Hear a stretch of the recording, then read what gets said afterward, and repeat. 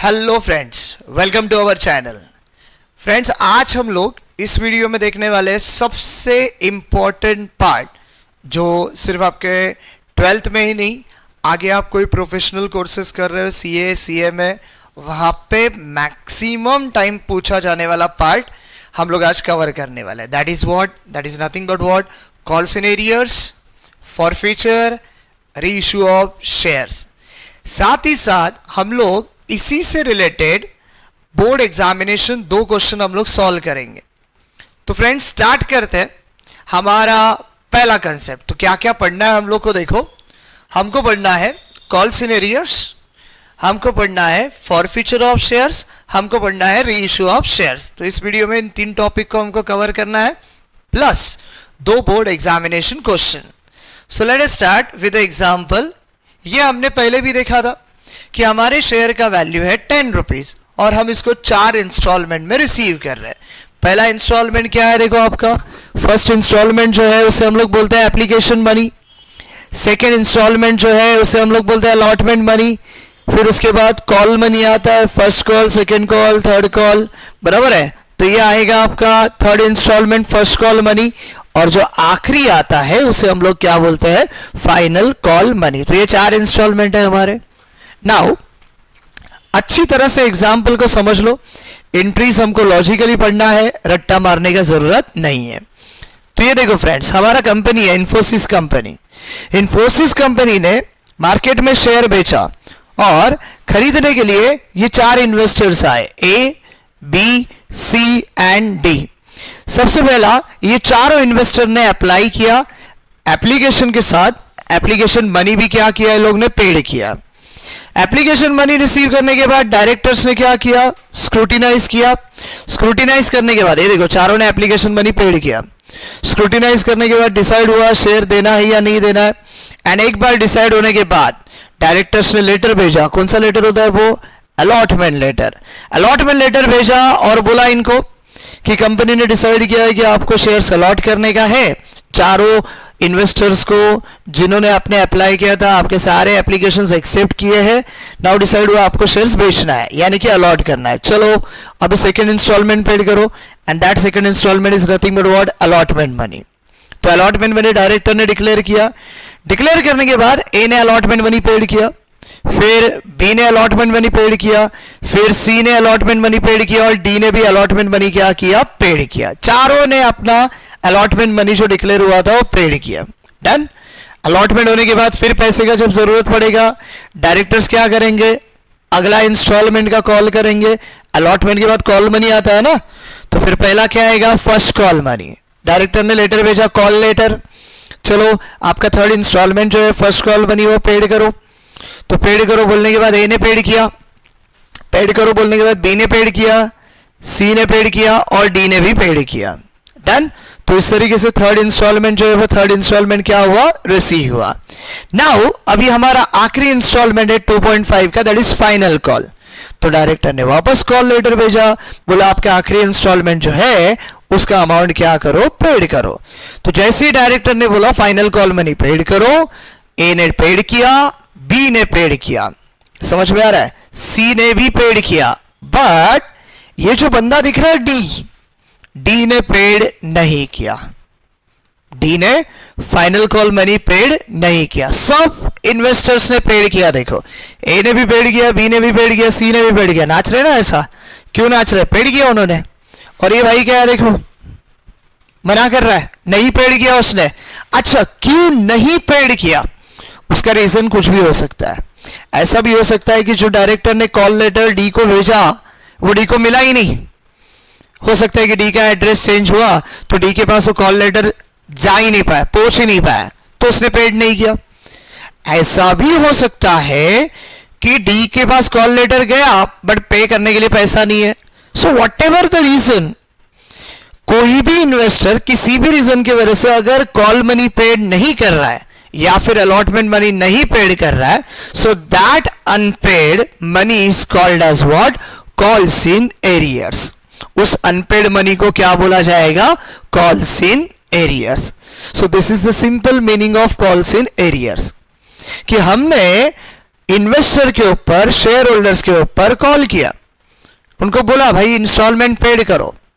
अगर कोई shareholder वो इंस्टॉलमेंट का अमाउंट पेड नहीं कर रहा है तो उसे बोला जाता है कॉल्स इन एरियर्स।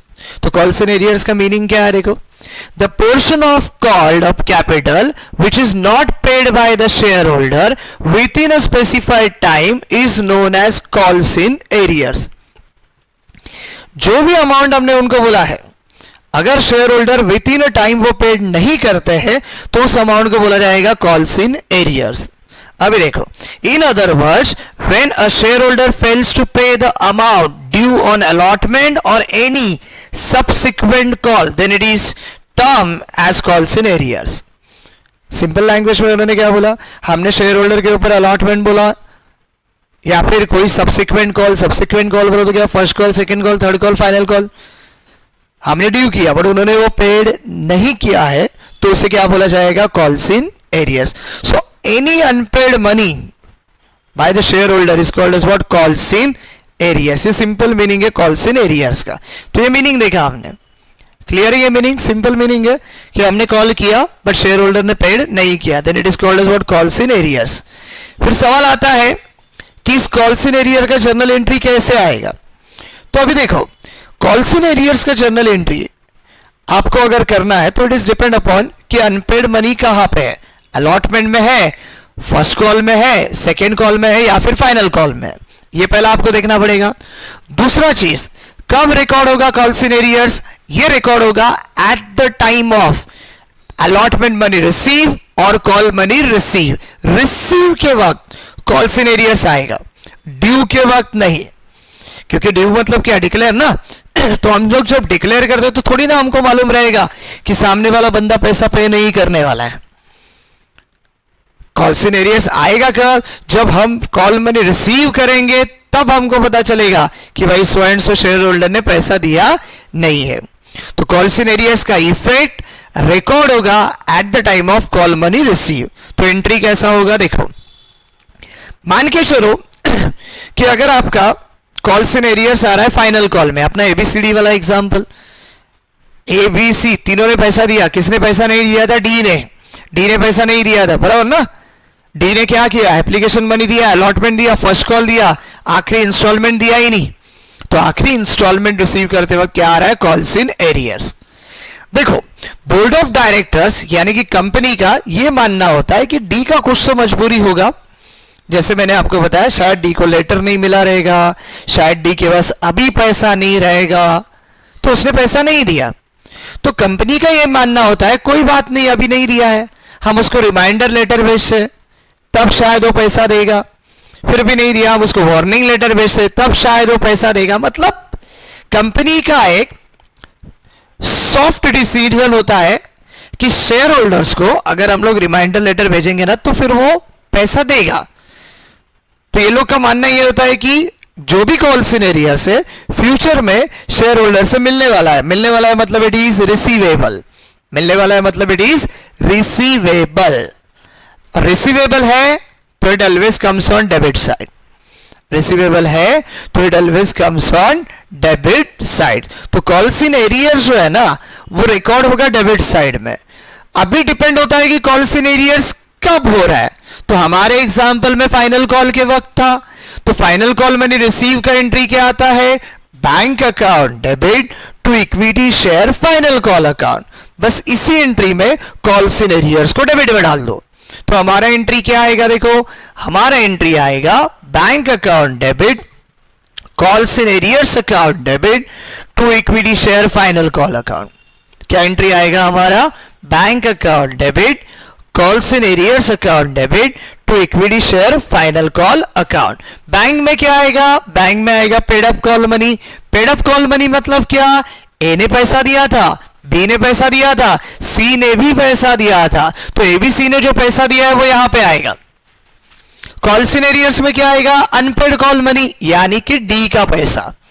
डी ने पैसा नहीं दिया है ना, तो डी का जो अमाउंट है जो डी ने नहीं दिया है वो यहां पे आएगा unpaid call money. And share final call में क्या आएगा, शेयर फाइनल कॉल में वही अमाउंट आएगा जो हमने ड्यू किया था, कॉल्ड अप मनी बोलते हैं उसको। क्या बोलते हैं उसको, कॉल्ड अप मनी। तो ये है आपका कॉल्स एंड एरियर्स का जर्नल एंट्री। क्या बोला मैंने, कब आएगा, eight the time of call money receive. तो जिस कॉल में कॉल्स इन एरियर से अनपेड मनी है वो कॉल रिसीव करते वक्त कॉल्स इन एरियर्स डेबिट में आएगा। अब एक एग्जांपल लेते हैं, मान के चलो कॉल्स इन एरियर से अलॉटमेंट के वक्त, तो अलॉटमेंट ड्यू का एंट्री तो सेम रहने वाला है, बट अलॉटमेंट मनी रिसीव का एंट्री क्या आएगा, bank account debit, calls in arrears account debit to equity share allotment account. Simple funda. अगर अनपेड मनी आ रहा है फर्स्ट कॉल के वक्त, तो फर्स्ट कॉल ड्यू का एंट्री तो सेम रहने वाला है, but first call money receive का एंट्री क्या आएगा, bank account debit, calls in arrears account debit to equity share first call account. और फाइनल कॉल में है तो क्या आएगा, एंट्री आपके सामने है। फंडा समझ में आ रहा है। सीबीएसई बोर्ड क्या बोलता है मालूम है, सीबीएसई बोर्ड के जो भी बुक्स है ना, वो बुक्स में क्या बोलता है कि अगर किसी कॉल में कॉल्स इन एरियर्स है तो उसको शो ही मत करो, डायरेक्ट एंट्री बताओ, bank account debit to equity share final call account, और अमाउंट कौन सा आएगा, पेड अप। अमाउंट कौन सा आएगा, paid up. But state board के बुक में ऐसा कुछ नहीं है, स्टेट बोर्ड बोलता है इसी तरह से दिखाओ, चलेगा हमको। तो ध्यान में क्या रखना है कि कॉल्स इन एरियर्स अगर है तो वो रिकॉर्ड होगा डेबिट साइड में, and eight the time of what, eight the time of allotment और कॉल मनी रिसीव। तो जिस कॉल में कॉल्स इन एरियर से अनपेड कॉल मनी है वो रिसीव करते वक्त डेबिट में आएगा। दैट इज अ सिंपल फंडा, ध्यान में रखो, भूलना नहीं है। चलो अभी क्या हो रहा है, डी ने आपका फाइनल कॉल नहीं दिया तो हमने ना डी को लेटर भेजा। कौन सा लेटर है मालूम है, रिमाइंडर लेटर। कौन सा लेटर है, रिमाइंडर लेटर। डी को है ना बोर्ड ऑफ डायरेक्टर लेटर भेजेंगे, पहला वाला letter, that is reminder letter. वो उसको रिमाइंड करेंगे, भाई लास्ट मंथ में सो एंड सो डेट में हमने कॉल किया था, आपने वो कॉल मनी पेड नहीं किया है, नाउ कंपनी आपको रिमाइंडर दे रहा है, नाउ आने वाले सो एंड सो डेज में आपका जो भी बाकी है वो कॉल मनी क्या करो, पेड करो। ये रिमाइंडर लेटर कंपनी ने डी को भेजा, जिसने मना किया था ना नहीं है मेरे पास पैसा, उसको ये रिमाइंडर लेटर भेजा। ओके, रिमाइंडर लेटर भेजने के बाद भी जो डेट दिया था, जो टाइम दिया था, डी ने पैसा नहीं दिया। तो अभी क्या होगा, अभी टाइम चला गया, ड्यू डेट चला गया, डी ने पैसा नहीं दिया, तो फिर कंपनी उसको दूसरा लेटर भेजेगा। और ये जो दूसरा लेटर है ना, ये दूसरा लेटर क्या रहेगा मालूम है, वार्निंग लेटर। क्या रहेगा, वार्निंग लेटर, जिसमें क्लियर कट डी को वार्न किया जाएगा कि देखो भाई सो एंड सो मंथ में हमने फाइनल कॉल ड्यू किया था, आपने वो पैसा नहीं पे किया, फिर हमने आपको रिमाइंडर लेटर भेजा, फिर भी आपने वो पैसा नहीं पे किया। नाउ कंपनी आपको वार्न कर रहा है कि आने वाले सो एंड सो डेज में आपका जो भी बैलेंस अमाउंट है वो पेड करो, अदरवाइज कंपनी आपका शेयर जो है वो कैंसिल कर देगा। अगर आपने नहीं पेड किया ना अभी आने वाले डेज में, जो टाइम बोला है उसके पहले नहीं पेड कर रहे, तो कंपनी आपका शेयर्स कैंसिल कर देगा। ओके, इसे बोला जाता है वार्निंग लेटर। बट बेचारा डी, बहुत ही ज्यादा मजबूरी है, वार्निंग लेटर देने के बावजूद भी उसने पैसा नहीं पे किया, तो फिर आगे क्या होगा, तो फिर आगे हम लोग डी का शेयर जो है वो क्या करेंगे, डी का शेयर कैंसिल करेंगे। वार्निंग लेटर भेजने के बावजूद डी पैसा नहीं दे रहा है, तो डी का शेयर कैंसिल किया जाएगा, and this type of cancellation of share is called as what, forfeiture of share. क्या बोला जाएगा इसको, फॉरफीचर ऑफ शेयर्स। क्या बोला, समझ में आ रहा है ना। कॉल्स इन एरियर किसको बोलते हैं, अनपेड कॉल मनी। डी ने पैसा पेड नहीं किया, कॉल्स इन एरियर्स। डी को रिमाइंडर लेटर भेजा, बोला पे करो, नहीं भेजा, नहीं पे किया डी ने। वार्निंग लेटर भेजा, बोला पे करो, फिर भी नहीं पे किया। फिर एट द एंड हम लोग उसके शेयर को कैंसिल करेंगे, and this type of cancellation of share is called as forfeiture of shares. So what is the meaning of forfeiture of shares, बराबर से रीड करो, देखो। Forfeiture of shares can occur when some of the share holder are unable to pay one or more of the instalment. कब होता है forfeiture, जब आपका share holders उसको जो कॉल किया है उसका जो इंस्टॉलमेंट है, चाहे वो 1 रहने दो, 2 रहने दो, 3 रहने दो या 4 रहने दो, वो अगर पे नहीं कर रहा है, रिमाइंडर लेटर भेजने के बावजूद, वार्निंग लेटर भेजने के बावजूद अगर वो पे नहीं कर रहा है, तो फिर फॉरफीचर होता है, which can be allotment money और कॉल मनी। कौन सा था इंस्टॉलमेंट? अलॉटमेंट मनी भी हो सकता है और कॉल मनी भी हो सकता है। In such situation, the company can forfeit the shares which is cancelling their allotment. ऐसे केस में कंपनी उसका शेयर फॉरफिट करता है, मतलब उसका जो अलॉटमेंट है वो कैंसिल करता है। अलॉटमेंट बोला तो क्या रे? जो शेयर्स हमने उसको बेचा था ना, वो बेचा हुआ शेयर्स अभी क्या होगा? बेचा हुआ शेयर्स अभी कैंसिल होगा। This is called as what? Forfeiture of shares. तो ये फॉरफीचर का सिंपल मीनिंग है। एक बार पढ़ के लो, तब तक मैं अपना लैपटॉप चार्ज पे लगाता हूं। पूरा बैटरी डाउन है। फॉरफीचर इंपॉर्टेंट है फ्रेंड्स, अच्छी तरह से देखो।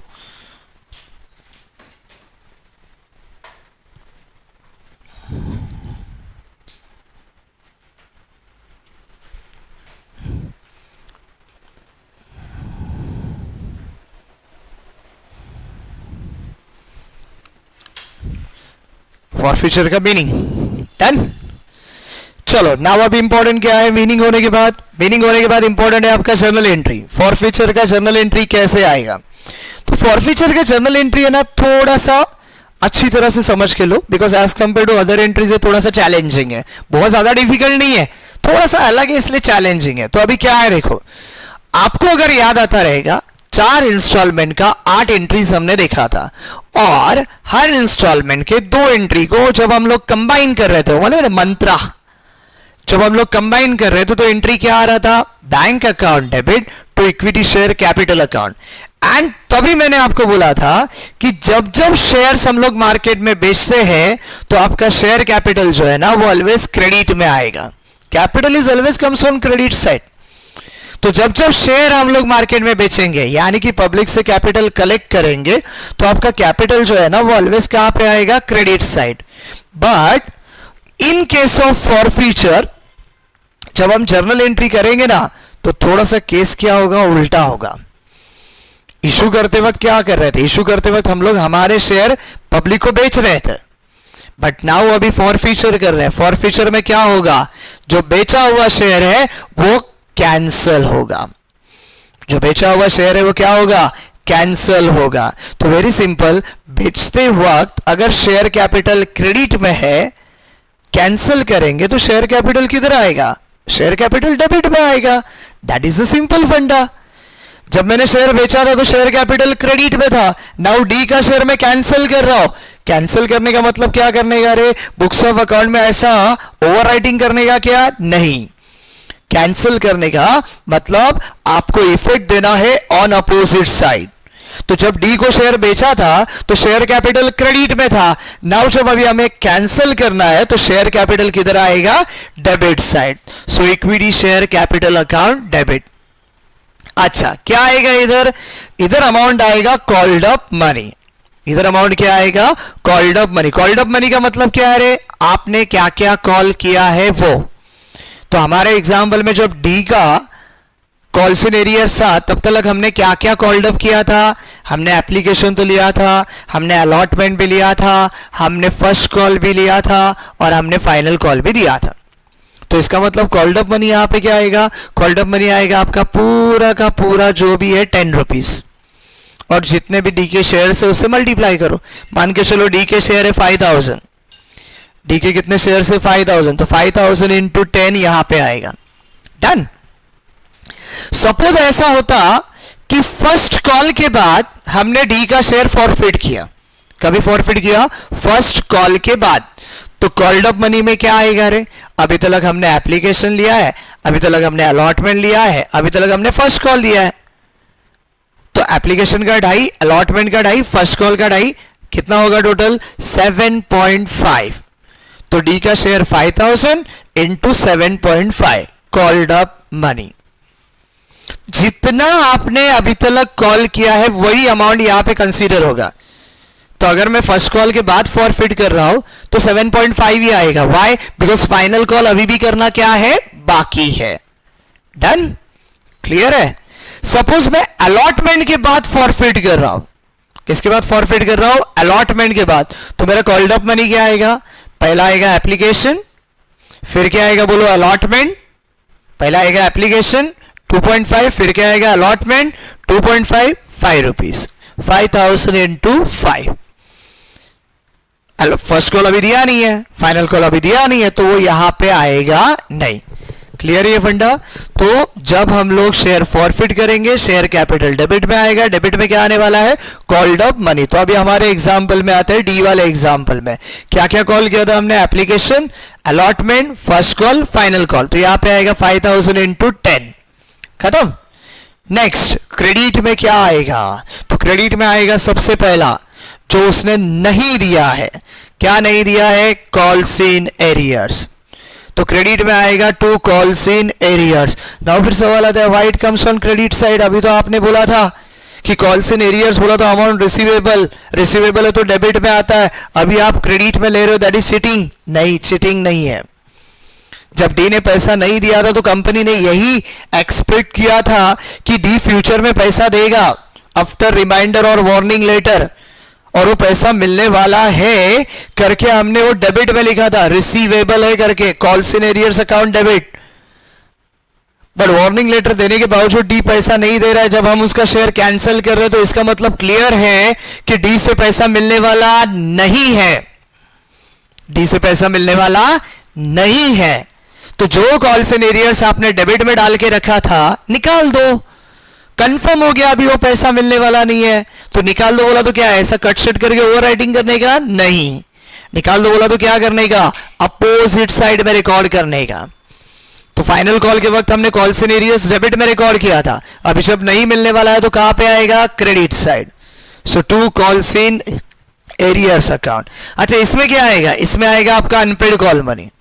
क्या आएगा इसमें? Unpaid call money. डी ने क्या नहीं दिया था? डी ने फाइनल कॉल नहीं दिया था 2.5, तो यहां पे आएगा 5000 इंटू 2.5। डन।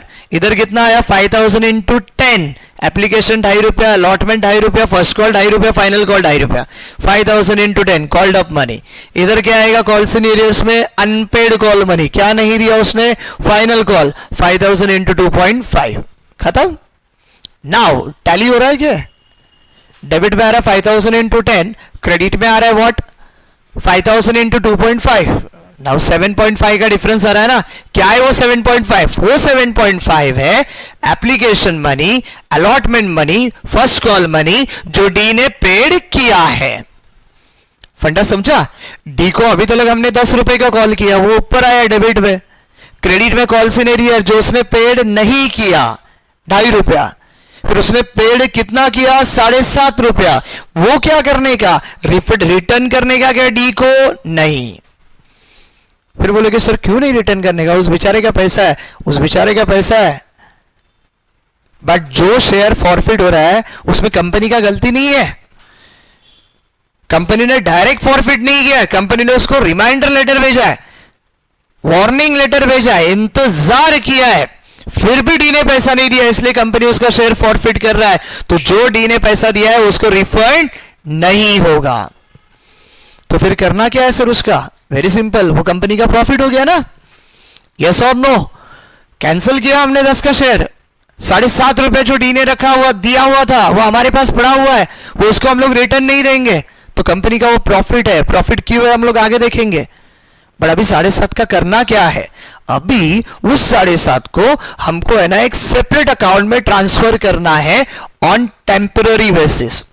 टेम्पररी बेसिस मतलब क्या है? कुछ टाइम के लिए। और उस सेपरेट अकाउंट को बोला जाता है शेयर फॉरफिटेड अकाउंट। क्या बोला जाता है उस टेम्पररी अकाउंट को? शेयर फॉरफिटेड अकाउंट, जहां पे क्या आने वाला है? Paid up money. Paid up money मतलब क्या? जो डी ने पेड किया है। क्या पेड किया डी ने? Application 2.5 rupees, allotment 2.5 rupees, first call 2.5 rupees, 2.5 7.5 रुपए यहां पे आएगा। समझ में आ रहा है फ्रेंड्स? तो अगर मैं आपको लिख के दिखाऊं यहां पे, तो क्या एग्जाम्पल था हमारे? डी के पास कितना शेयर था? 5000। तो यहां पे जो है कॉल्ड अप आएगा। कॉल्ड अभी तक हमने क्या किया? एप्लीकेशन भी, अलॉटमेंट भी, फर्स्ट कॉल भी, फाइनल कॉल, यानी पूरा किया है ना? सो यहां पे आएगा 5000 इंटू 10। कॉल्स इन एरियर्स जो उसने नहीं दिया, क्या नहीं दिया उसने? उसने नहीं दिया final call, that is 5000 into 2.5। Share forfeited, इसमें क्या आएगा? Paid up money. क्या पेड किया था उसने पेड किया था एप्लीकेशन, उसने पेड किया था अलॉटमेंट, उसने पेड किया था फर्स्ट कॉल। सो 2.5 प्लस 2.5 प्लस 2.5 कितना आएगा बोलो? 7.5। ये हो गया आपका journal entry in case of what? In case of forfeiture of shares. Sir फिर इसका करना क्या है? इसको हम लोग को ऐसे ही रखना है। और ऐसे क्यों रखना है मालूम है? क्योंकि ये 5000 शेयर्स जो हमने डी के फॉरफिट किए हुए, कैंसिल किए हुए, इन फ्यूचर कंपनी अगर चाहे तो वो 5000 शेयर्स कंपनी किसी थर्ड पर्सन को दोबारा बेच सकता है। क्या बोल रहा हूं, समझ में आ रहा है? जो डी का 5000 शेयर था जो अभी हमने कैंसिल करके रखा है, कल चाहे तो कंपनी यही 5000 शेयर किसी और थर्ड पर्सन को बेच सकता है। क्योंकि अभी क्या है, अभी जब डी ने एप्लीकेशन बनी दिया था, अलॉटमेंट बनी दिया था, फर्स्ट कॉल दिया था, तो ये 5000 शेयर्स डी के नाम पे थे। इस 5000 शेयर्स का ओनर डी था, बट फाइनल कॉल डी ने नहीं दिया। हमने उसको रिमाइंडर लेटर भेजा, वार्निंग लेटर भेजा, फिर भी डी ने फाइनल कॉल नहीं दिया, तो हमने उसका शेयर फॉरफिट कर दिया। फॉरफिट करने के बाद डी का ओनरशिप कैंसिल हो गया। नाउ अभी ये 5000 शेयर के ओनर कौन है? कंपनी है। अभी डी ओनर नहीं है, अभी ओनर कौन है? कंपनी है। तो कंपनी चाहे तो ये 5000 शेयर्स थर्ड पर्सन को बेच सकता है। और ऐसे ही फॉरफिट किए हुए शेयर्स जब हम लोग बाहर बेचते हैं, इशू करते हैं, तो उसे बोला जाता है री इशू ऑफ शेयर्स। क्या बोला जाता है उसको? री issue of shares. That is our next concept. That is what? That is our next concept. क्या है नेक्स्ट कॉन्सेप्ट? वापस एक बार ध्यान में दो। डी का शेयर हमने क्या किया था? फॉरफिट किया था, कैंसिल किया था। नाउ अभी डी ओनर नहीं है, ओनर कौन है? कंपनी है। कौन है ओनर? अभी कंपनी। नाउ कंपनी ये शेयर चाहे तो किसी और पर्सन को बेच सकता है। तो कंपनी किसी और पर्सन को अगर ये शेयर बेच रहा है तो उसे क्या बोला जाएगा? री इश्यू ऑफ शेयर। ये हमारा अगला कंसेप्ट है। क्या ये हमारा अगला कंसेप्ट? तो अगला कंसेप्ट है री इश्यू ऑफ शेयर्स। इसका मीनिंग मैंने आपको बता दिया है। क्या है देखो, after the shares are forfeited the company can reissue the shares. In this case it is known as reissue of forfeited shares और री इशू ऑफ शेयर्स। ये simple reissue of shares का meaning है। For reissue of shares, the company can conduct an auction and dispose of the shares. The shares can be reissued at any price, but there is a clause. It states that the total money received on shares should not be less than the price of shares held in arrears. इसका मतलब क्या है बराबर समझ के लो। हमने क्या बोला? हमने डी का शेयर जो है वो डी का शेयर्स बेचा है। डी का शेयर्स हमने क्या किया? बेचा। कंपनी मतलब रूल बोलता है कि आप उसको बेच सकते हो। जो शेयर्स फॉरफिट किए हैं आप उसको बेच सकते हो, बट कंडीशन क्या है? वो कंडीशन को हमको समझना बहुत जरूरी है। क्या बोलता है कंडीशन? देखो फ्रेंड्स, कंडीशन बोलता है फॉर एग्जाम्पल, हमारा ये एग्जाम्पल है एबीसीडी वाला। Mister D paid ₹7.5 for application money for share having face value of ₹10। Out of 10 D ने क्या किया है? एप्लीकेशन, अलॉटमेंट, फर्स्ट कॉल, ऐसे 3 इंस्टॉलमेंट पेड किया है। मिलके कितना हो रहा है? 7.5। ही परचेस्ड 100 शेयर्स। 100 शेयर्स उसने खरीदा। Due to not being able to pay final call the company forfeited his shares and reissue them. क्या हुआ? उसने फाइनल कॉल पेड नहीं किया, कंपनी ने रिमाइंडर लेटर भेजा, वार्निंग लेटर भेजा, फिर भी नहीं दिया, तो कंपनी ने उसका शेयर क्या किया? फॉरफिट किया और बाद में क्या किया? रीइश्यू किया। किसको रीइश्यू किया? थर्ड पर्सन को। नाउ क्या बोला है देखो, now the amount that company has in arrears is ₹2.5। D ने कितना रुपीस नहीं दिया था? 2.5। तो कंपनी के पास एरियर कितना है? 2.5। So they can issue the shares at a value more than ₹2.5 per share and not less than that. Company जब शेयर रीइश्यू करेगा ना तो कंपलसरी 2.5 से ज्यादा प्राइस में रीइश्यू करेगा। कम में करेगा नहीं।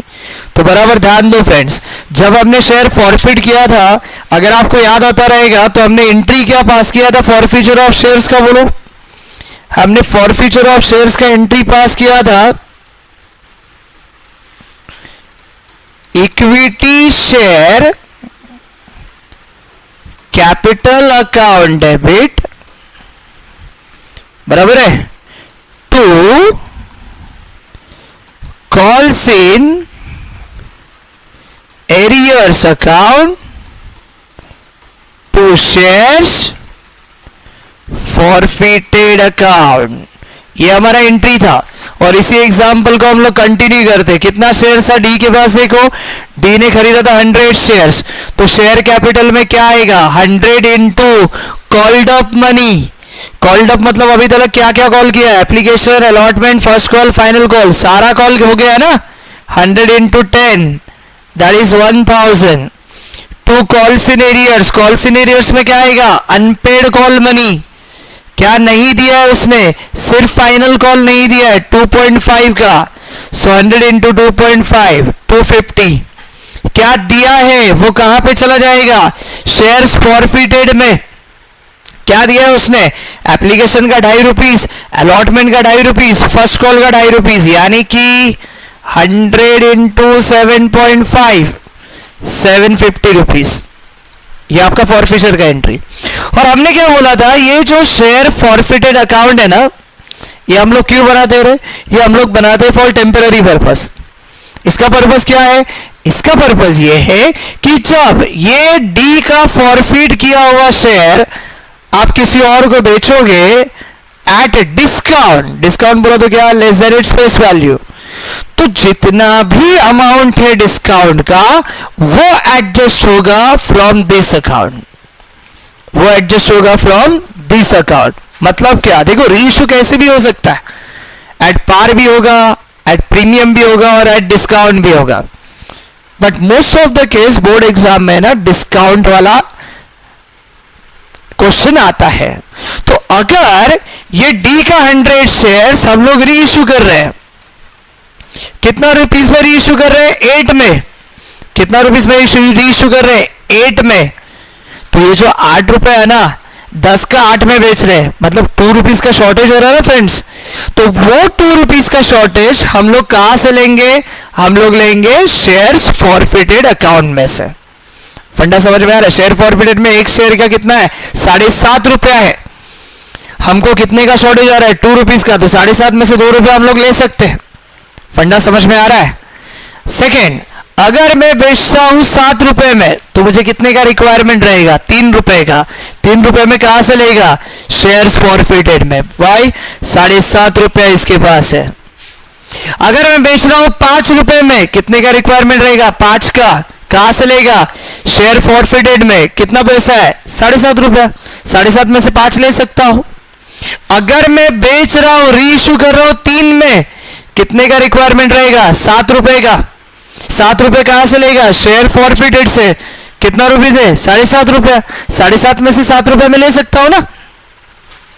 बट अगर मैं रीइश्यू कर रहा हूं 2 रुपीज में, 10 का शेयर मैंने 2 में बेचा, तो मुझे 8 रुपए का जरूरत पड़ेगा।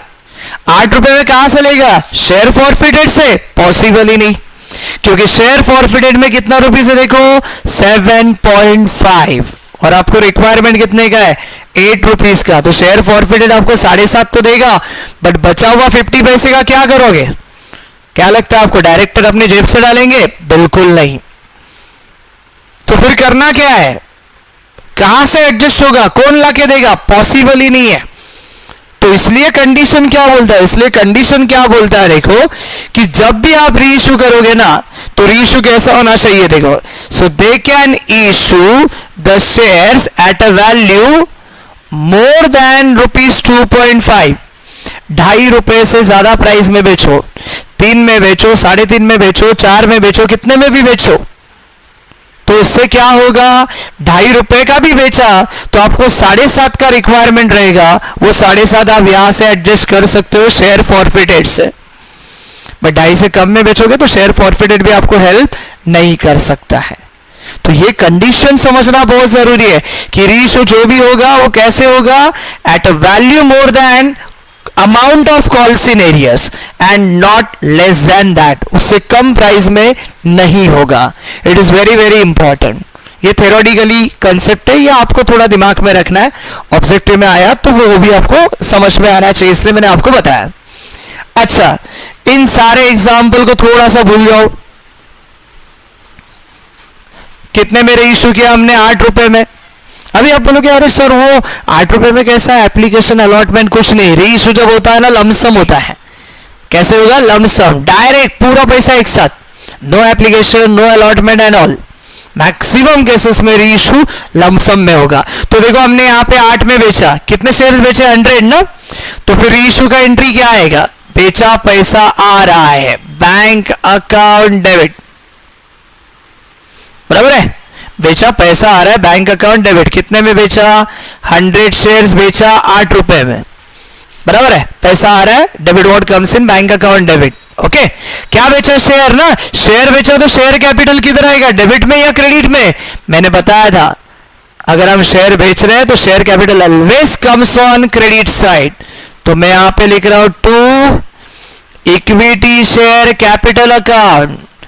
कितना शेयर हमने बेचा है? हमने बेचा है 100 शेयर्स। कितना अभी तक का कॉल्ड ऑफ वैल्यू है? अभी तक का कॉल्ड ऑफ वैल्यू है 10। अभी मुझे बताओ 100 इंटू 8 कितना रुपीस आया? 800। कितने में बेचा? 1000।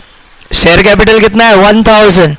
रिक्वायरमेंट कितने का है? 200 का है ना, क्योंकि 10 का शेयर 8 में बेचा मतलब 2 रुपीस का डिस्काउंट है। तो वो 2 रुपीस कहां से लिया जाएगा? शेयर फॉरफिटेड से। तो यहां पे डेबिट में क्या आएगा बोलो? Share forfeited account debit. कितने का शॉर्टेज था? 2 रुपीस का। 100 इंटू 2, 200 यहां पे आएगा।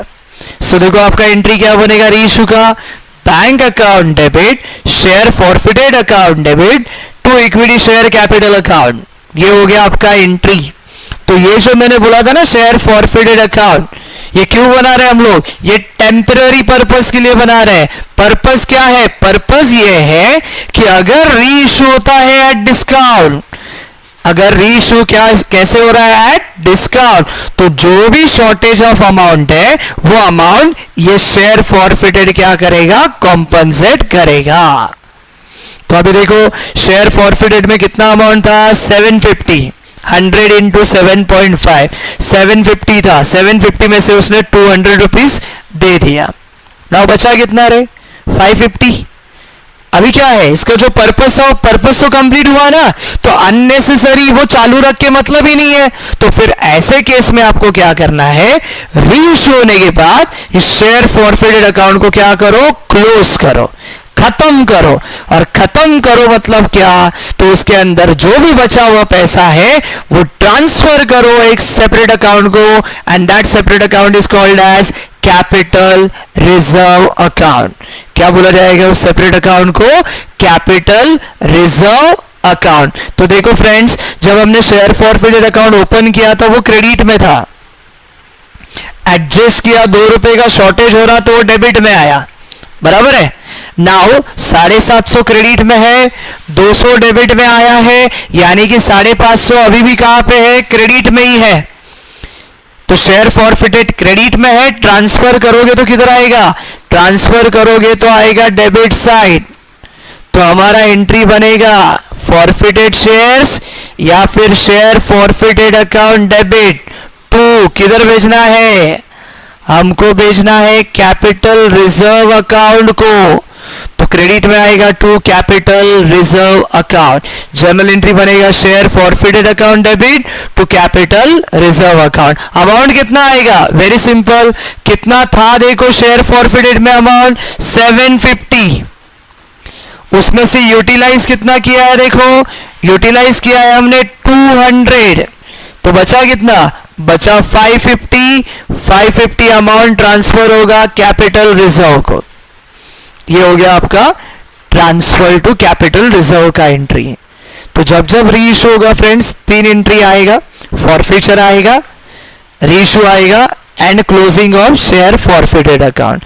तो इस तरीके से आपको रीइश्यू का ट्रीटमेंट करना है। डन। तो देखो अभी कैसा होगा जर्नल एंट्री। देखो पहला क्या बोला, journal entry for forfeiture of shares, ये ऑलरेडी हमने देखा है, कुछ नया नहीं है। Equity share capital account debit to calls in arrears to share forfeited account. Done.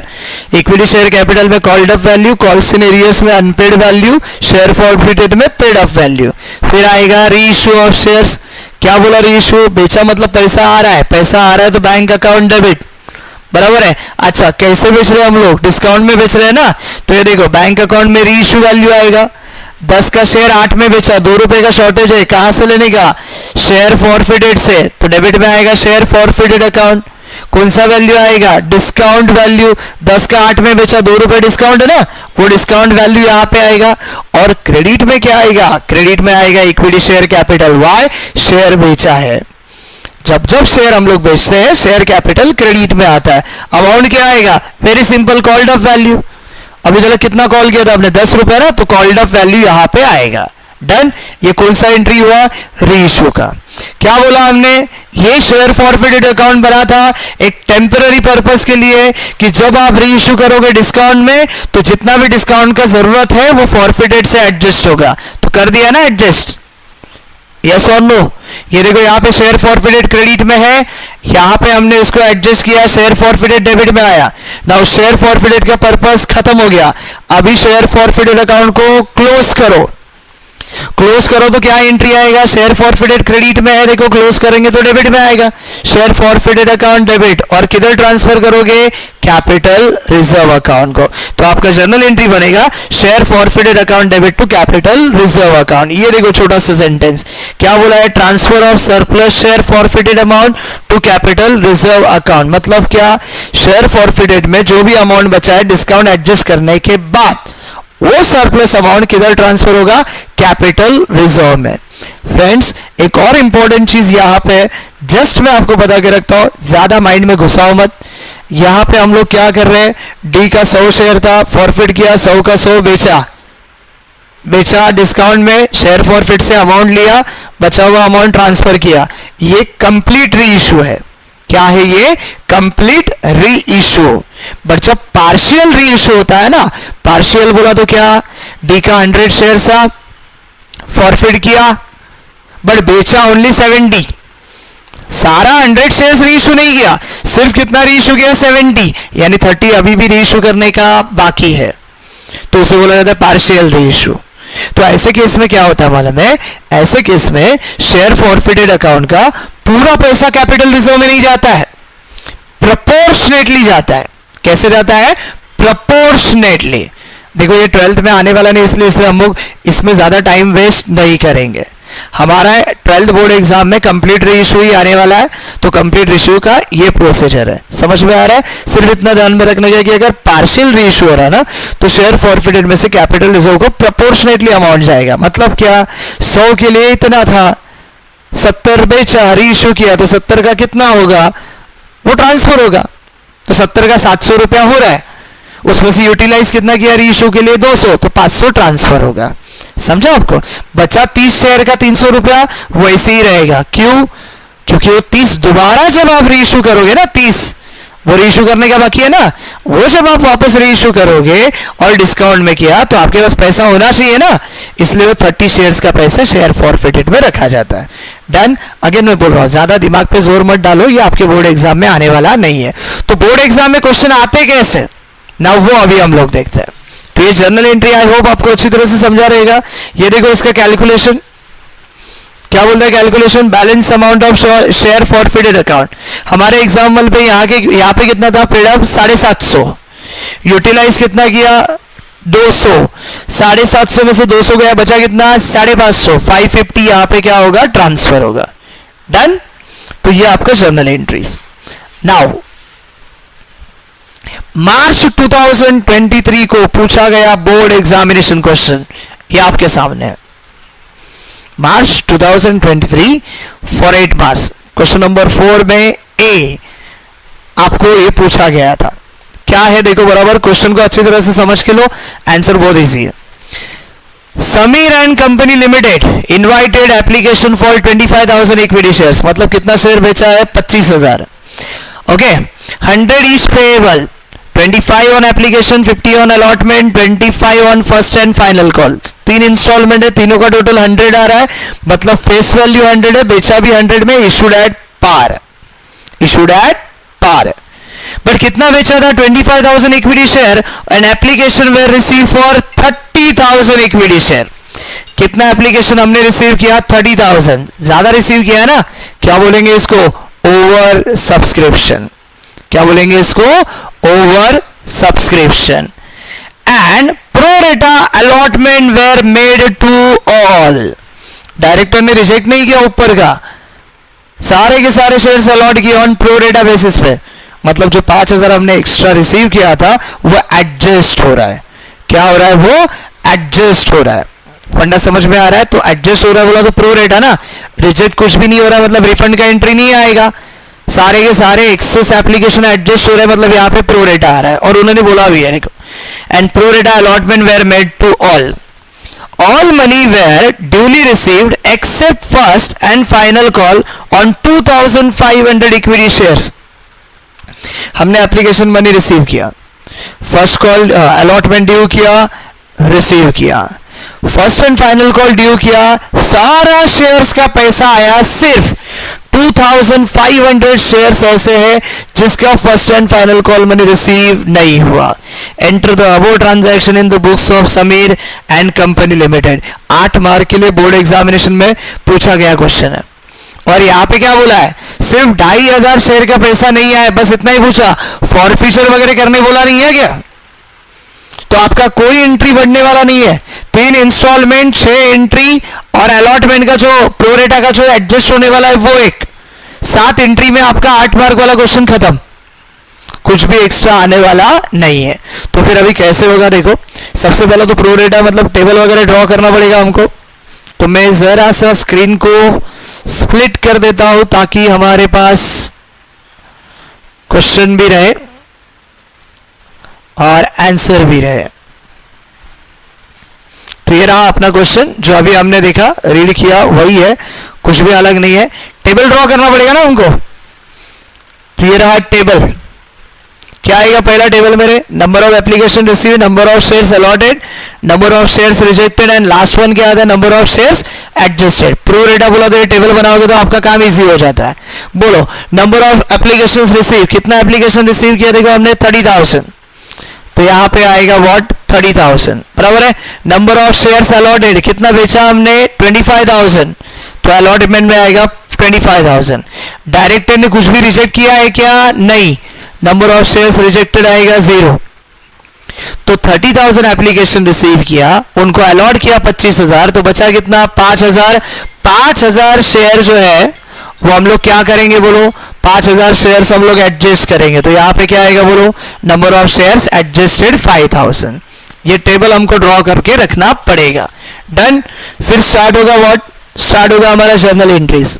ये आएगा जर्नल एंट्रीज का format. 5 column, date, particulars, ledger folio, debit amount, credit amount. Done.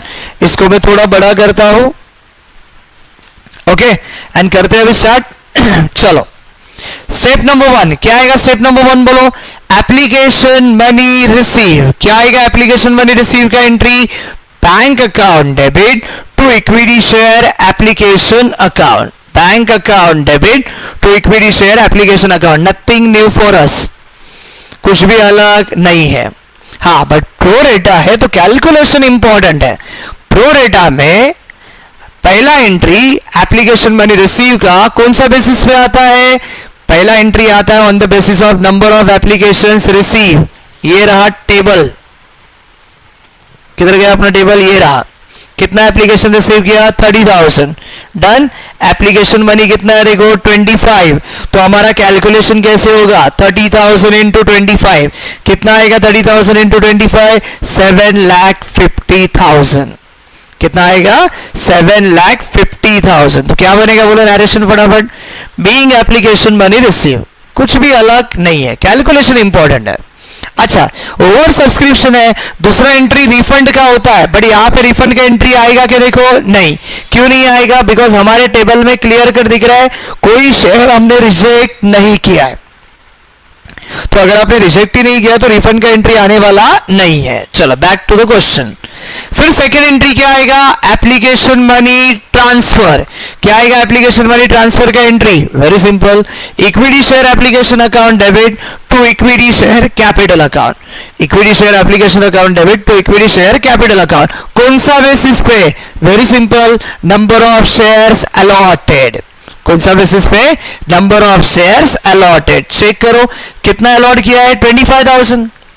कितना अलॉट किया है? 25,000। तो यहां पे कैलकुलेशन कैसा आएगा देखो, 25,000 इंटू एप्लीकेशन मनी 25, सो 25,000 इंटू 25 अमाउंट आएगा 6,25,000। नरेशन सिंपल है, बीइंग एप्लीकेशन मनी ट्रांसफर। तो पहले इंस्टॉलमेंट का 2 स्टेप यहां पे खत्म। application money receive on the basis of number of application receive, application money transfer on the basis of number of shares allotted। Over subscription pro रेटा वाला वो जो सीक्वेंस था, वो कैलकुलेशन वाला पार्ट था, वो अच्छी तरह से करो, वो आपको यहाँ पे हेल्प करेगा। नेक्स्ट थर्ड स्टेप क्या आता है? Third step allotment money due. क्या आता है third step?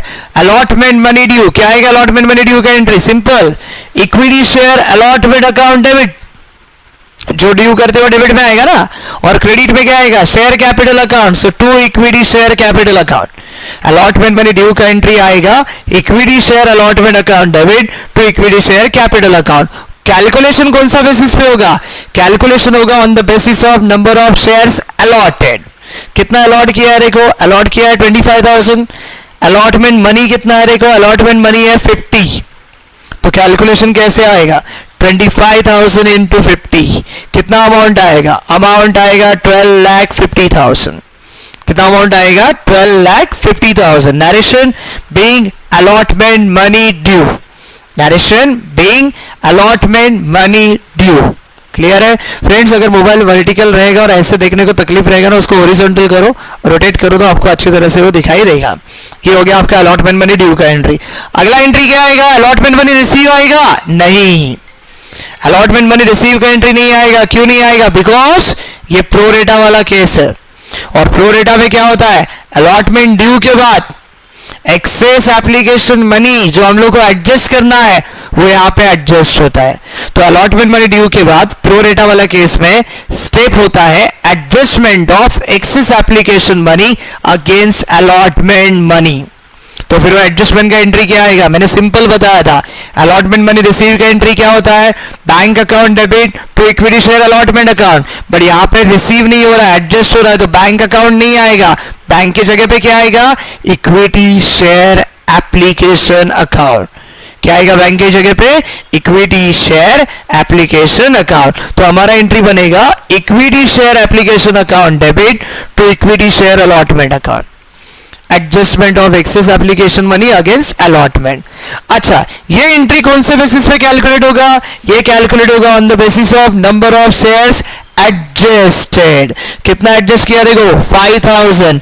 5,000 into application money. यहां गलती से भी अलॉटमेंट मनी नहीं लेना है, बिकॉज आप एडजस्ट क्या कर रहे हो? एप्लीकेशन। तो एप्लीकेशन मनी है 25, तो आपका कैलकुलेशन आएगा 5,000 into 25 and that is 1,25,000। Narration simple, being made adjustment of excess application money against allotment money due। ये एक प्रोरेटा वाला इंपॉर्टेंट जर्नल एंट्री। उसके बाद क्या है? उसके बाद सिंपल अलॉटमेंट मनी रिसीव। क्या आएगा अलॉटमेंट मनी रिसीव का एंट्री? वही जो अभी हमने बोला था, bank account debit to equity share allotment account, but important amount pro rata है ना। अमाउंट कैसे आएगा? तो वेरी सिंपल, ड्यू कितना किया था? 12,50,000। उसमें से एडजस्ट कितना हुआ? 1,25,000। तो फिर बचा कितना? बचा हुआ जो भी अमाउंट है वो हमने रिसीव किया। सो 12,50,000 माइनस 1,25,000 कितना आएगा? 11,25,000 जो हमने क्या किया? रिसीव किया। तो नरेशन आएगा आपका what? Being balance allotment money receive. क्या आएगा narration? Being balance allotment money receive. ये हो गया आपका पहला 5 एंट्री, 2 स्टेप का 5, वैसे तो 2 स्टेप का 4 आता है, बट प्रो रेटा है तो एडजस्टमेंट का 1 एंट्री बढ़ेगा ना, 2 स्टेप का 5 एंट्री है। डन। फिर आगे क्या है, अलॉटमेंट के बाद है फर्स्ट एंड फाइनल कॉल, तो आपका अगला स्टेप आएगा first and final call money due. आपने बोला अरे सर उसमें तो कॉल्स इन एरियर्स है, टेंशन मत लो, ड्यू में चेंज नहीं होगा। कॉल्स इन एरियर्स का चेंज होता है at the time of money receive, due में कोई चेंज नहीं होगा। तो first and final call money due का एंट्री क्या आएगा, सिंपल है, equity share first and final call account debit to equity share capital account, simple. जो अभी तक हम लोग कर रहे हैं वही एंट्री होने वाला है, उसमें कोई भी चेंज होने वाला नहीं है। कैलकुलेशन कैसे आएगा, वेरी सिंपल, एंट्री पास किया जाएगा on the basis of number of shares allotted. कितना अलॉट किया, 25,000। फर्स्ट एंड फाइनल कॉल कितने का है देखो, 25। सो 25,000 इंटू 25 कितना आएगा देखो, 6,25,000, जो आपका एप्लीकेशन मनी था वैसी। तो 6,25,000 आ गया। नरेशन क्या आएगा, नरेशन आएगा बीइंग आपका first and final call money due, खत्म। Okay, now important, first and final call money receive. और रिसीव करते वक्त क्वेश्चन में बोला है कि 2,500 इक्विटी शेयर जो है उस पे first and final call money receive नहीं हुआ। मतलब क्या रहेगा, मतलब वो रहेगा कॉल्स इन एरियर्स। तो जब कॉल्स इन एरियर्स आपके first and final call money में है तो जर्नल एंट्री कैसे बनेगा, मैंने बताया था कि डायरेक्टर्स क्या सोचते हैं कि आज शेयर होल्डर ने पैसा नहीं दिया है, हम रिमाइंडर लेटर वार्निंग लेटर देंगे तो शायद वो पैसा पे करेगा। तो डायरेक्टर को ऐसा लगता है कि आज पैसा नहीं मिला, फ्यूचर में वो मिलने वाला है, that means it is receivable. और जब कोई अमाउंट रिसीवेबल होता है तो वो जर्नल एंट्री में कहां पे आता है, डेबिट साइड। कहां पे आएगा, डेबिट साइड। तो first and final call money receive का जो एंट्री है ना, वही एंट्री आपको लिखना है, सिर्फ कॉल्स इन एरियर्स को डेबिट में लाना है। तो हमारा एंट्री कैसा आएगा देखो, बैंक अकाउंट डेबिट, बिकॉज पैसा आ रहा है, बैंक अकाउंट डेबिट। ओके, फिर कैलकुलेशन अगर आप करोगे विच इज वेरी इंपॉर्टेंट, कितना आएगा देखो, 22,500 इंटू 25। वाई, ड्यू तो हमने 25 का किया था भाई, 25 में से 2,500 का पैसा नहीं आ रहा है ना, बोला है क्वेश्चन में सारे शेयर होल्डर ने पैसा दिया है, सिर्फ 2,500 शेयर है उसका पैसा आया नहीं। तो 25,000 में से 2,500 शेयर्स का पैसा आया नहीं है, मतलब कितने शेयर्स का आया है, 22,500 का आया है। सो 22,500 इंटू 25 बैंक अकाउंट में आएगा 5,62,500। फिर कॉल्स इन एरियर्स डेबिट में आएगा, तो calls in arrears account debit कितना आएगा, 2,500 इंटू 25। क्यों, 2,500 के ऊपर पैसा आया नहीं है, तो कॉल्स इन एरियर्स 2,500 इंटू 25, 62,500। खत्म। क्रेडिट में क्या आएगा, जो आपने रिसीव किया, वो क्या रिसीव किया आपने, first and final call money. तो क्रेडिट में आएगा to equity share first and final call account. कितना अमाउंट आएगा, वेरी सिंपल, जितना ड्यू किया था उतना। कितना ड्यू किया था देखो, 25,000 इंटू 25, 6,25,000। इधर भी वही आएगा, 25,000 इंटू 25, 6,25,000। ये आ गया first and final call money receive का एंट्री। सिर्फ कॉल्स इन एरियर्स को डेबिट में एडजस्ट करना है, नथिंग एल्स। नरेशन क्या आएगा देखो, नरेशन आएगा being first and final call money receive except on 2,500 shares. देखो 2,500 शेयर को छोड़ा तो बाकी सारे शेयर्स का first and final call money receive हुआ। बस इतना ही एंट्री है मार्च 2023 के बोर्ड एग्जामिनेशन क्वेश्चन में पूछा हुआ आंसर का। कितना एंट्री है, 7 एंट्री, सिर्फ 7, 8 मार्क के लिए। फ्रेंड्स बिलीव मी, अगर आपको आता है ना 10 से 12 मिनट में ना ये आपका होने वाला है, सिर्फ 10 से 12 मिनट, जहां पे आपको 8 मार्क के लिए 20 मिनट्स अलॉट किया जाएगा, वो आपका है ना सिर्फ और सिर्फ 10 से 12 मिनट में होने वाला है। तो इसलिए मैंने बोला ये टॉपिक बहुत इजी है, अच्छी तरह से करो ना तो बहुत इजी होने वाला है टॉपिक। क्लियर है ये हो गया मार्च 2023 का एग्जामिनेशन क्वेश्चन। नाउ नेक्स्ट मार्च 2022, ये देखो इसको मैं थोड़ा बड़ा करता हूं। मार्च 2022 का बोर्ड एग्जामिनेशन क्वेश्चन पहला पढ़ के लेते हैं एंड फिर सॉल्व करते हैं। ये देखो मार्च 2022 क्या बोला है देखो, Ajit limited issue 2 lakh equity shares of ₹10 each at a premium of ₹2। मतलब इशू कैसे हो रहा है, प्रीमियम में, उन्होंने ही बोला है। 2 per share payable as follows, 3 on application, ₹5 on allotment including ₹2 premium, यानी अलॉटमेंट 3 का है, ₹2 प्रीमियम है, प्रीमियम अलॉटमेंट में इंक्लूडेड है। 4 on first and final call, 3 instalment, 3 + 5 + 4, total होगा 12। और 12 कैसे, 10 का शेयर 12 में इशू किया बिकॉज ₹2 प्रीमियम है, 3 instalment, done. Applications were receive for 2,40,000 equity shares, हमने बेचा कितना, 2 लाख, एप्लीकेशंस कितना रिसीव हो रहा है, 2,40,000। मतलब क्या है फ्रेंड्स, मतलब ये ओवर सब्सक्रिप्शन है।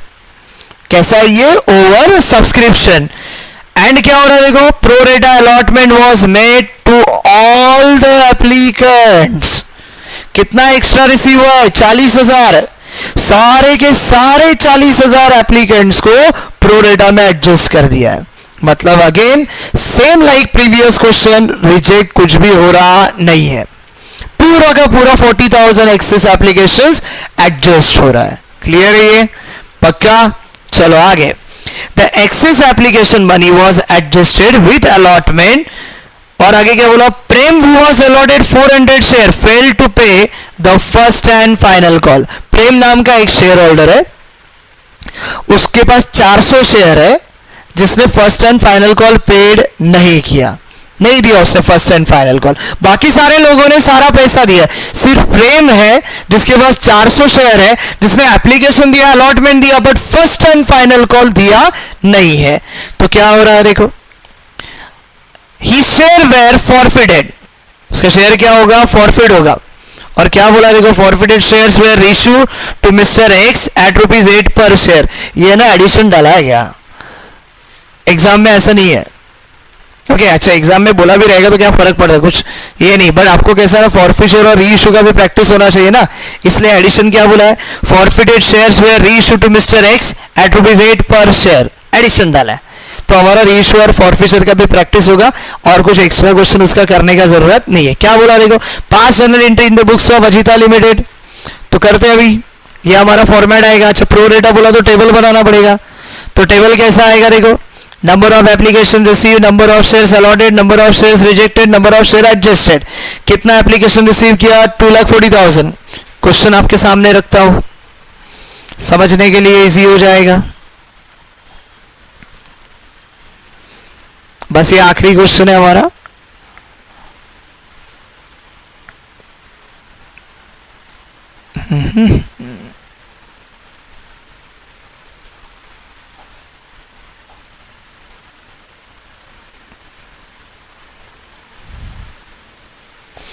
ये क्वेश्चन देखो आपके सामने है, क्या दिख रहा है देखो, किधर गया, ये वाला क्वेश्चन, मार्च 2022 दिख रहा है। 2 लाख इक्विटी शेयर इश्यू किया था, एप्लीकेशन कितना है, 2,40,000। तो नंबर ऑफ एप्लीकेशन रिसीव 2,40,000। फिर नंबर ऑफ शेयर्स अलॉटेड, कितना अलॉट किया हमने, 2 लाख, जितना इश्यू किया उतना अलॉट होगा। ये देखो number of shares allotted. Director ने एक भी शेयर रिजेक्ट नहीं किया है, डायरेक्ट सारे के सारे एक्सेस एप्लीकेशन को एडजस्ट किया प्रो रेटा में। तो 2 लाख था, 2,40,000 एप्लीकेशन आया, 40,000 जो एक्स्ट्रा है वो एडजस्ट हो रहा है प्रो रेटा बेसिस पे। खत्म, ये हो गया हमारा टेबल। अभी क्या बनेगा रे, अभी बनेगा journal entries in the books of Ajita limited. Journal entries ये हमारा 5 कॉलम्स। खत्म, चलो करो अभी, क्या आएगा बोलो फटाफट। स्टेप 1, इसको थोड़ा सा मैं बड़ा कर देता हूं, अच्छी तरह से आपको दिखेगा, क्वेश्चन तो आपके सामने है। डन, चलो स्टेप 1 क्या आएगा। स्टेप 1 एप्लीकेशन मनी रिसीव, क्या आएगा एंट्री, ज्यादा टाइम पास नहीं करेंगे, फटाफट फटाफट बोलेंगे। क्या आएगा एंट्री, बोला application money receive, bank account debit to equity share application account. कौन सा बेसिस पे आने वाला है ये आने वाला है on the basis of number of applications receive. Table देखो, कितना एप्लीकेशन रिसीव किया, 2,40,000। कितना है आपका एप्लीकेशन मनी, 3। सो 2,40,000 इंटू 3, 7,20,000। यही था ना, प्रो रेटा है, ओवर सब्सक्रिप्शन है, एप्लीकेशन मनी रिसीव का एंट्री आएगा on the basis of number of application receive. तो 2,40,000 into 3 being application money receive. Now reject हुआ है कि देखो कुछ भी रिजेक्ट नहीं हुआ तो रिफंड का एंट्री नहीं आएगा, डायरेक्ट आएगा आपका step 2 that is application money transfer. Application money transfer का एंट्री क्या है, वही सेम, कोई चेंज नहीं। Equity share application account debit to equity share capital account आया। कौन सा बेसिस पे, नंबर ऑफ शेयर्स अलॉटेड, कितना अलॉट किया है देखो टेबल में, अलॉट किया है 2 लाख।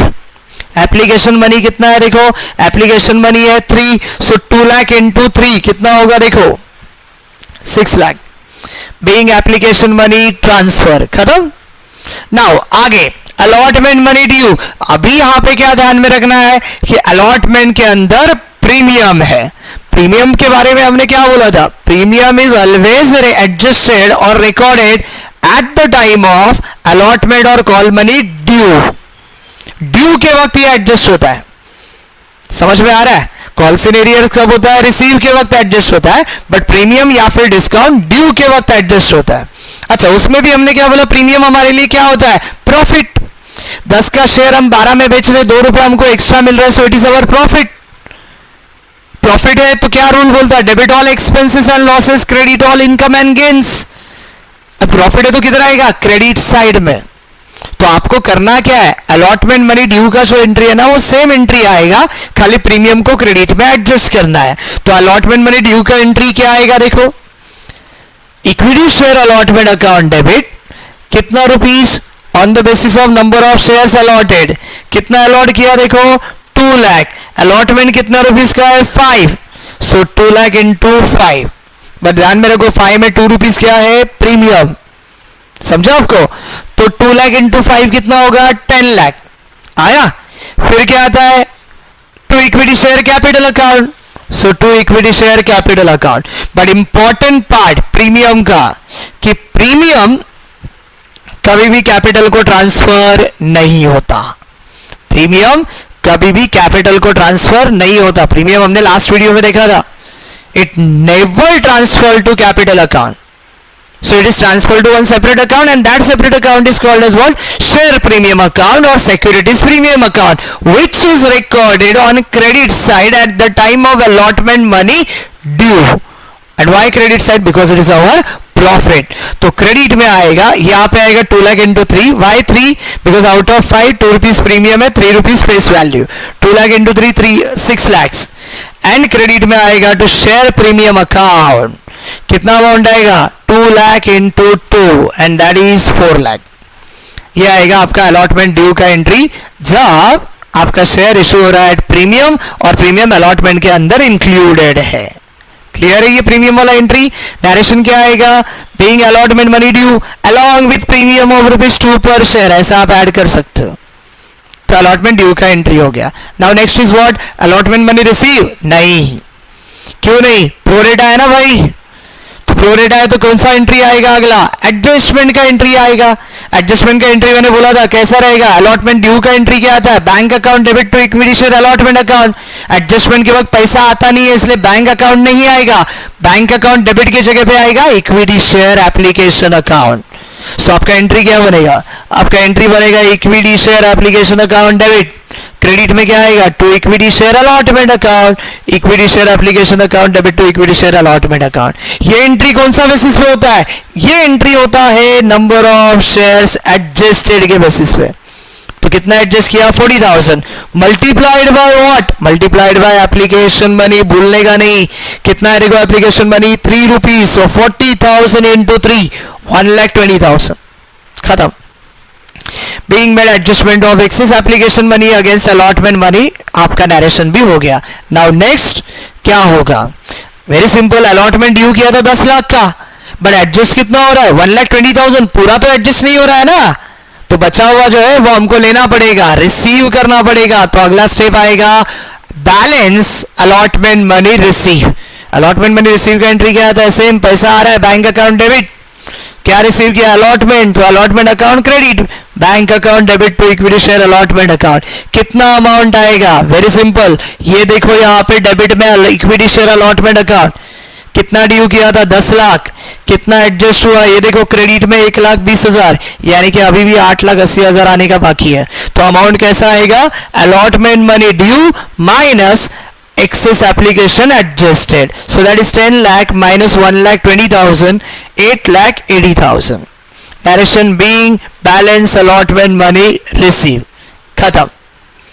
समझा? तो आपके दो इंस्टॉलमेंट के 5 एंट्री. 5 कैसे आया? बिकॉज प्रोरेटा है तो एक्सेस एप्लीकेशन एडजस्टमेंट का एक एंट्री बढ़ गया. Now next is what? First and final call due.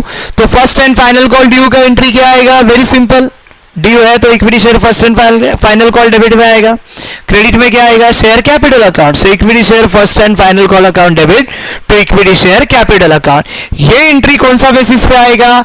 ये आएगा on the basis of number of shares allotted. तो जरा चेक करो हमने कितना अलॉट किया है. हमने अलॉट किया है 2 लाख.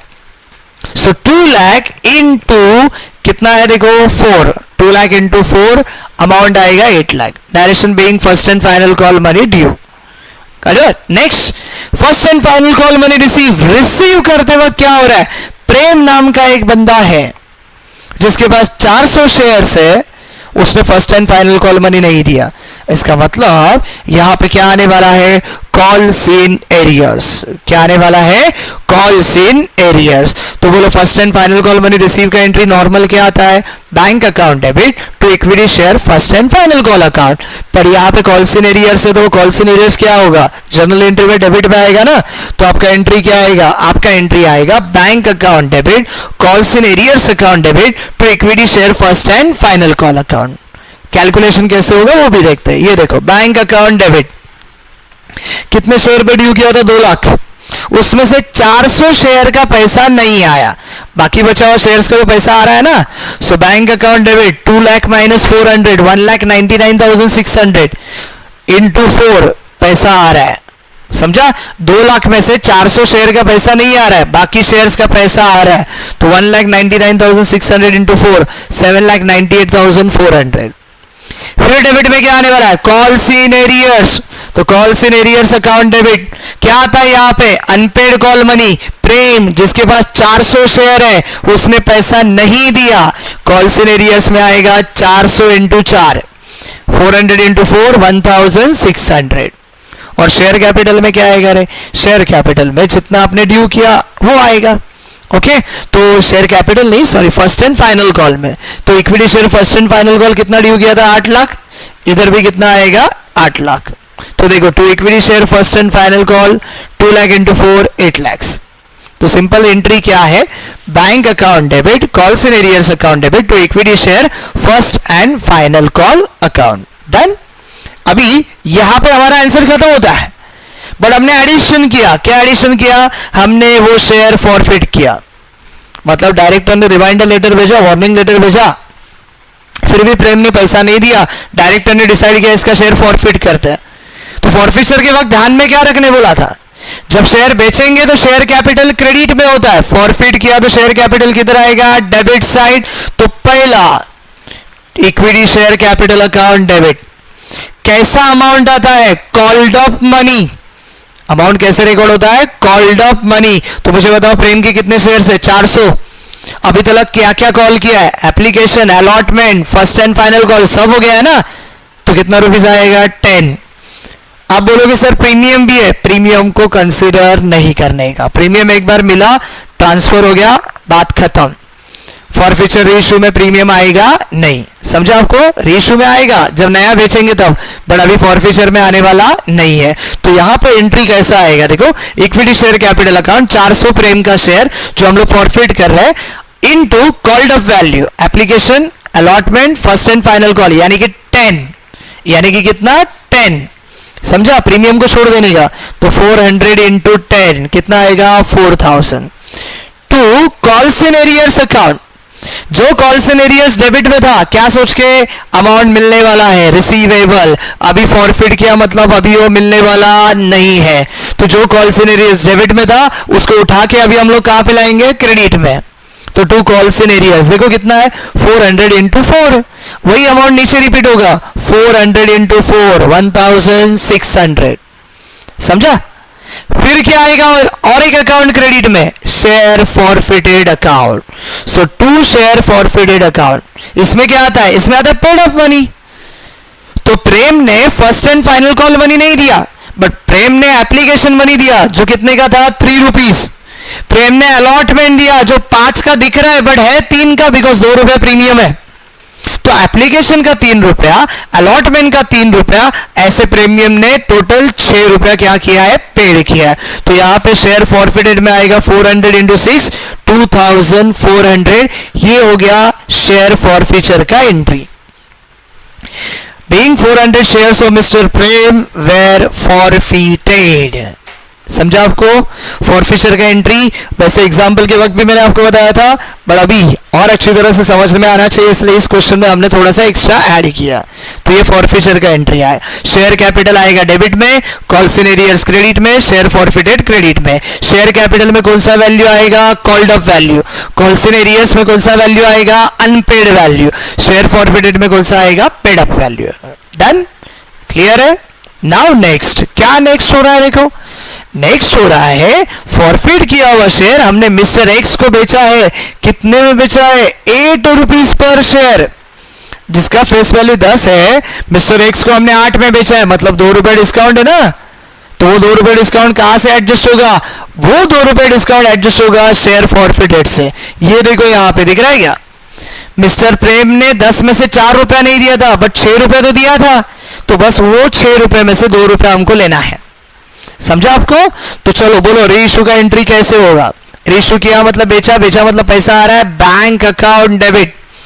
क्या आएगा डेबिट में, बैंक अकाउंट। कितने शेयर्स बेचे, प्रेम के 400 शेयर थे, 400 के 400 बेचे एक्स को। कितने में बेचा, 8 रुपए में बेचा। तो 400 इंटू 8, 3200। खत्म।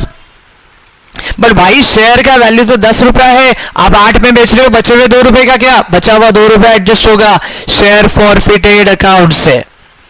तो डेबिट में आएगा शेयर फॉरफिटेड अकाउंट। कितने रुपए के लिए, 2 रुपए के लिए। 400 इंटू 2, 800।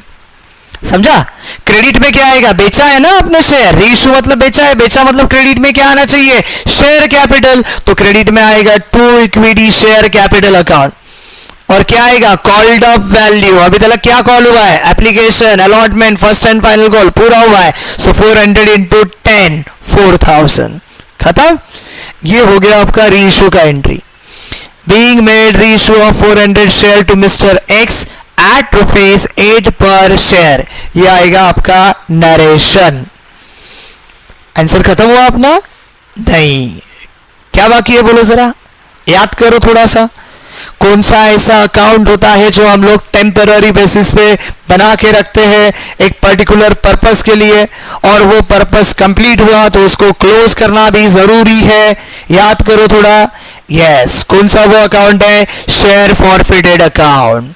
अभी जरा थोड़ा सा पीछे जाते हैं एंड जरा चेक करो आपके शेयर फॉरफिटेड अकाउंट में कितना रुपीज था। ये देखो शेयर फॉरफिटेड अकाउंट में 2400 रुपए था, यानी 400 शेयर और 6 रुपए जो दिया था उस हिसाब से 2400 शेयर फॉरफिटेड में था। रीइश्यू किया हमने, रीइश्यू के वक्त हमने कितना रुपीस शेयर फॉरफिटेड में से यूज किया, देखो 800 रुपया। सो आउट ऑफ 2400 हमने 800 यूज किया। अभी क्या है, रीइश्यू हो गया, शेयर फॉरफिचर का पर्पस खत्म हो गया। नाउ उसको क्लोज करो। क्लोज करने के बाद जो भी शेयर फॉरफिटेड में अमाउंट आएगा that will be transfer to one particular account and that account is called as capital reserve account. जब जब आप अमाउंट रिजर्व को ट्रांसफर करोगे ना, आपका रिजर्व अकाउंट क्रेडिट में आएगा। तो कैपिटल रिजर्व अकाउंट क्रेडिट में आएगा और आप शेयर फॉरफिटेड कैंसिल कर रहे हो। जब ओपन किया तो शेयर फॉरफिटेड क्रेडिट में था, कैंसिल कर रहे हो तो अभी डेबिट में आएगा। तो डेबिट में आएगा आपका शेयर फॉरफिटेड अकाउंट। और किधर ट्रांसफर कर रहे हो, कैपिटल रिजर्व को ना, तो क्रेडिट में आएगा capital reserve account. But amount कैसे आएगा, शेयर फॉरफिटेड जब ओपन किया था 2400 था, यूटिलाइज कितना किया 800। सो 2400 माइनस 800 कितना अमाउंट आएगा 1600। किधर जाएगा, टू कैपिटल रिजर्व अकाउंट। तो रीइश्यू के बाद क्लोजिंग ऑफ शेयर फॉरफिचर का एंट्री क्या आएगा, share forfeited account debit to capital reserve account. Narration एकदम सिंपल है। Being transfer balance of share forfeited account, share forfeited balance, share forfeited account का surplus amount हमने क्या किया, ट्रांसफर किया, और यहां पे हमारा आंसर खत्म होता है। समझा फ्रेंड्स? एक्चुअली देखा जाए तो ये सब बोर्ड एग्जाम में नहीं पूछा है, सिर्फ कॉल्स इन एरियर्स अलग ही था, फर्स्ट एंड फाइनल कॉल तरह की था, बट आपको फॉर फ्यूचर का मतलब समझना चाहिए, रीइश्यू का मतलब समझना चाहिए, इसलिए थोड़ा सा एडिशन करके आंसर को बढ़ा दिया। बट यही आने वाला है बोर्ड एग्जाम में, और कुछ एक्स्ट्रा आने वाला नहीं है, इतना ही करो, इनफ है। समझ में आ रहा है? तो बस आज के लिए इतना ही। Again for future, calls in arrears, reissue, very very important concept, आपको अच्छी तरह से समझा रहेगा। तो अगेन हमारे चैनल को लाइक करो, शेयर करो, सब्सक्राइब करो। Friends, we are waiting for your comments, अच्छे अच्छे कमेंट्स करो ताकि हमको मोटिवेशन मिले और वीडियोस बनाने के लिए। ओके, नाउ हमारा ऑलमोस्ट इश्यू ऑफ शेयर्स यहाँ पे खत्म हो जाता है।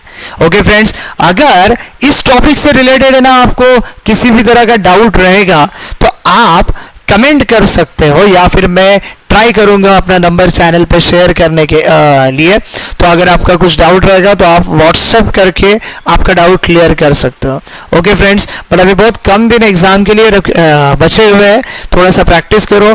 ऑलमोस्ट पूरा इश्यू ऑफ शेयर कवर कर लिया है।